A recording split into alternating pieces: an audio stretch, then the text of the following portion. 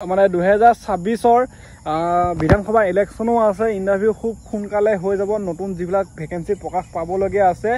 তো এপ্ৰিলত 2026 এপ্ৰিলত বিধানসভা ইলেকশনো আছে। তোমালোকে হয়তো গমেই পাইছা। নতুন যিটো ৰিক্ৰুটমেণ্ট হ'বলৈ গৈ আছে অতি কম দিনৰ ভিতৰতে হ'ব। তোমালোকে সাজু হৈ থাকা। মই আপডেটবোৰ দি থাকিম। মোৰ লগত জড়িত হৈ থাকিবা। চেনেলটো ছাবস্ক্ৰাইব কৰি ল'লে মোৰ আপডেটবোৰ ভিডিঅ'বোৰ পাই থাকিব। মই ৰানিং লং জাম্প এইবিলাক মই ভিডিঅ' দি থাকিম, চেষ্টা কৰিম। অভাৰলিপিং এইবাৰ নকৰে। বহুতে চাকৰি পাব আৰু বহুতে ক'ত চাকৰি পাব, এবি কনষ্টেবলত বহুতে পাব, ছোৱালীৰ ক্ষেত্ৰত ইউবি কনষ্টেবলত পাব। আৰু যিহেতু আমাৰ এইবাৰ এজন ব্যক্তিয়ে 2-3টা পোষ্ট এনেকৈ মানে ভাইভা দিবলৈ যিহেতু নাম আহিলেই চিলেকশ্যন হৈ থৈছে, তো অভাৰলিপিং নকৰে। সেইকেইটা পোষ্ট আমিয়েতো পাই যাম, আমাৰ ভিতৰতে হৈ যাব চিলেকশ্যনটো। আৰু বাকী ইমান চিন্তা কৰিব দৰকাৰ নাই। এইকেইদিনৰ ভিতৰতে ভাল খবৰ শুনিবলৈ পাম। CM ছাৰো আহিব ফেচবুক লাইভ। তোমালোকে খালি এটাই ক'বা যে যাৰ ঘৰত চাকৰি বাকৰি নাই 10 মাৰ্কটো যে দিম বুলি কৈছিলা CM ছাৰ, এতিয়া আমাক 10 মাৰ্কটো দিবনে নাই, লগতে অভাৰলিপিং কৰিব নালাগে। তো সকলোকে চাকৰিটো দিব লাগে। যিহেতু কিছুমানৰ এবিটো নাম আহে, ইউবিটো নাম আহে। সৰ্বমুঠ খুব সফলভাৱে SP কনফাৰেন্সখন হৈ গ'ল। আৰু মই ভাবোঁ যে ইয়াৰ ফলত আকৌ এবাৰ কৈছোঁ যে আৰক্ষীক জনমুখী, তৎপৰ আৰু সক্ৰিয় কৰাত আমি যথেষ্ট উপকৃত হ'ম। পুলিচৰ যিমানবিলাক জনমুখী কাম, চাৰ্টিফিকেট, ভেৰিফিকেশ্যন এইবিলাক যাতে তৎপৰ কৰি দিব পাৰে, পুলিচৰ নিযুক্তি যাতে নিয়মীয়াকৈ হয়, এই গোটেই কথাবোৰে আলোচনা কৰা হৈছে। ছেপ্টেম্বৰত আগতে আৰক্ষীৰ নিযুক্তিও হয় আৰু ছেপ্টেম্বৰত নতুন এডভাৰটাইজো ওলায়। আমাৰ গোটেই কনচেপ্টটোৱে হ'ল যে অসম আৰক্ষীত কোনো খালী পথ থাকিব নালাগে। নমস্কাৰ, গুড মৰ্ণিং। মই পলাশ, আপোনালোকে চাই আছে পলাশ আছাম। যিহেতু আছাম পুলিচৰ যিবিলাক আমাৰ কনষ্টেবল লেভেলৰ ইণ্টাৰভিউ হৈ গৈছে, বৰ্তমান ইণ্টাৰভিউ প্ৰচেছ শেষ হ'ল।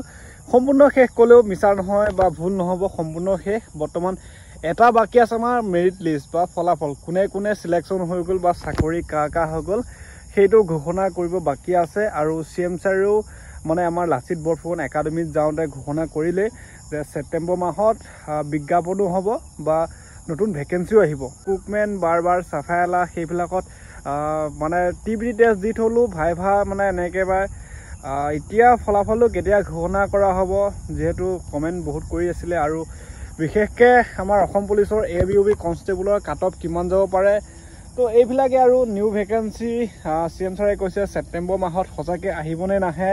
কাট অফৰ ওপৰত মই ভিডিঅ'বিলাক দি আছোঁ, যদি চোৱা নাই চাব পাৰিবা। আৰু এতিয়া বিশেষকৈ এই ভিডিঅ'টো এফাল বা মই ক্লিয়াৰ কৰিব বিচাৰোঁ। তো যদি মোৰ পলাশ আছাম ইউটিউব চেনেলটো প্ৰথম চাইছা তো ছাবস্ক্ৰাইব কৰি ল'বা, এই ধৰণৰ চাকৰি খবৰ বাতৰি পাই থাকিবা। অসম পুলিচৰ নিযুক্তিৰ বিষয়ে CM ছাৰে কৈছে যে ছেপ্টেম্বৰ মাহত নিযুক্তি হ'ব আৰু নিউ ভেকেন্সি আহিব ছেপ্টেম্বৰ মাহত। 100% ক্লিয়াৰ হ'ল তোমালোকৰ।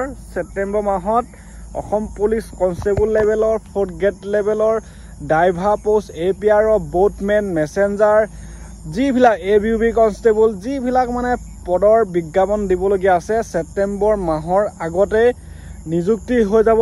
একদম মানে দুখীয়া ঘৰৰ ল'ৰা ছোৱালীসকলক মানে ঘৰে ঘৰে চাকৰি যাতে পায়, সেইটো হিচাপত যোনে যোনে ইণ্টাৰভিউ দি থৈছে মানে সকলোৱে এটা ভাল খবৰ আহিব ছেপ্টেম্বৰ মাহৰ আগতে।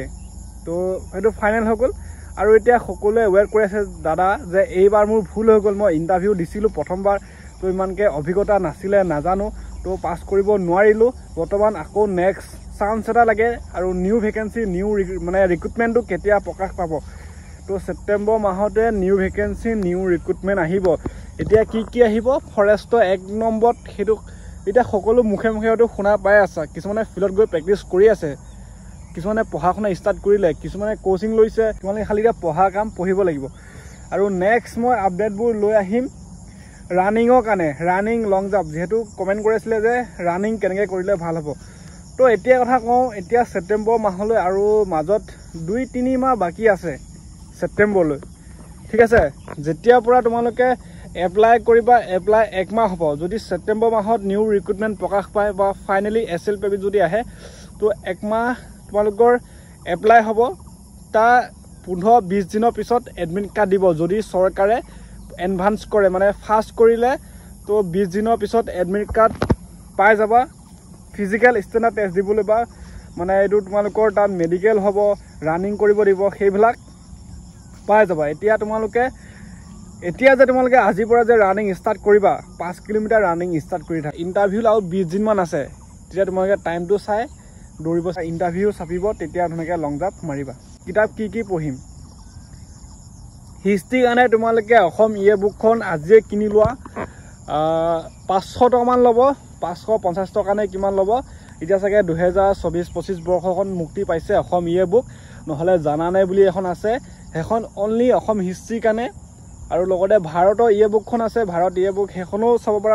ৰিজনিং তোমালোকে SPK ছাৰে পাৰফেক্টকৈ বুজোৱাতে অভাৰলিপিং কৰে নকৰে CM ছাৰে এটা লাইভ আহিম বুলি কৈ থৈছে, কিন্তু বৰ্তমান সময়ত অহা নাই। তো এটা কথা কওঁ যে দুখীয়া ঘৰৰ ল'ৰা ছোৱালীক যে যাৰ ঘৰত চাকৰি বাকৰি নাই 10 মাৰ্ক দিবনে নাই, সেইটোও তোমালোকে কমেণ্ট কৰিবা যেতিয়া CM ছাৰে লাইভ আহে। আৰু CM ছাৰৰ এটা ভাষ্য মই মানে CM ছাৰে যিটো কৈছিলে যে আমাৰ অসম আৰক্ষীত বহুতখিনি পদ খালী হৈ আছে, তো খালী হৈ থকা পদখিনি আমি চাকৰি দিমেই বা খালী হৈ থাকিব নালাগে। আমাৰ অসম পুলিচৰ কনচেপ্টটোৱে এইটো হ'ল যে এইবাৰ চাকৰি খালী হৈ থাকিব নালাগে, পদবিলাক ফিল আপ কৰি দিব। তো সেইটো কাৰণে দুখীয়া ঘৰৰ ল'ৰা ছোৱালী বহুতে চাকৰি পাব আৰু অভাৰলিপিং নকৰে। CM ছাৰে এই ভাষ্যটো শুনিয়ে মই গম পালোঁ যে অভাৰলিপিং নিশ্চয় নকৰে।